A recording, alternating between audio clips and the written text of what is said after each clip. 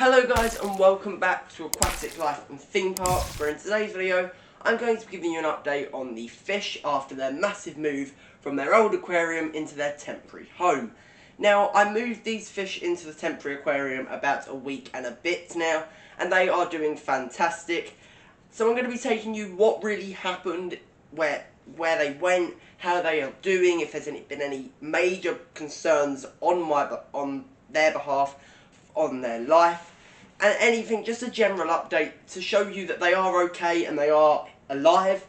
So let's start off with the fish's health and care. This is just going to be like a normal monthly update, but obviously not monthly, it's just halfway through February. So the fish are doing perfectly fine. There are still 4 flame tetras and 9 neon tetras.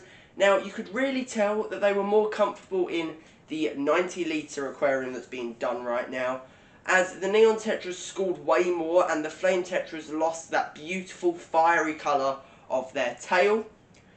But they are doing amazingly well. There's no diseases that have popped up anywhere, or sort of no major concerns and life at risk situations, apart from a few that obviously, if I didn't notice, could have ended up with them losing their lives. So I'm going to be going through them now.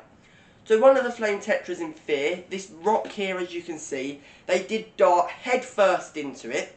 Now, as soon as I saw that, I noticed that that is going to be, obviously, if it can't get out, it's going to be stuck there, and obviously it might be a health risk to them. So I lifted the rock up slowly, let the fish back out, and I put these fake plants that I had in between the rock to stop them from going places where they're not allowed to go, or could lead them losing their life.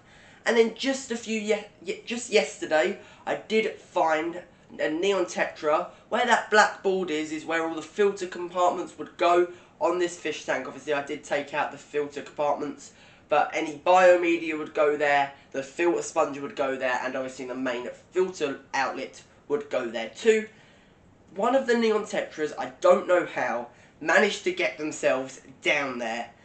They must have been there overnight, because I found them around when their lights were coming on. I looked down and saw it. It did look very motionless. I was quite concerned, ready to turn on the light to find the fish dead. But no, it was just asleep and it was there. I managed to get it out safely. I had to put one net down one side, one net down the other. And where the filter sponge sits, there is 2 gaps. So if the fish decided to swim one way, they would have gotten caught in the net either way. That didn't work, so I had to block off that sort of sponge area that it was going in to get away from the net, put a net into that area, and then scoop it up into one area that it landed in. And to prevent that from happening, I've just used a bit of filter floss from Fluval's Bio filter that you would just put in a when you're changing your medias over in your aquarium, when you're using Fluval filters. So what I've done is I just cut a piece off down the middle. I might have to cut it twice just to make sure it fitted the hole.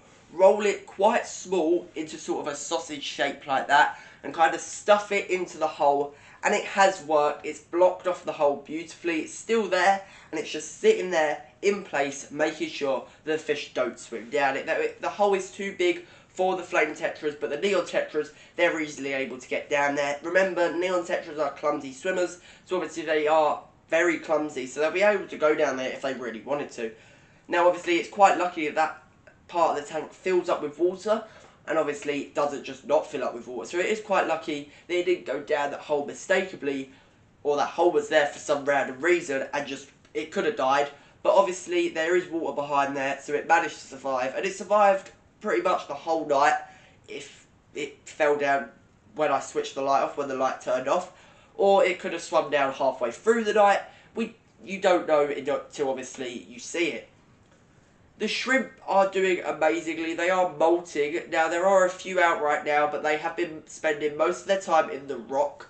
Now, that is just because they do feel more secure in that area instead of being out and about a lot. They're going to do the same in the new Scape aquarium. The fish are going to do the same as they did in this aquarium. Go and hide for a few days, not act themselves. I'm just going to be keeping an eye on any diseases, any illnesses that pop up.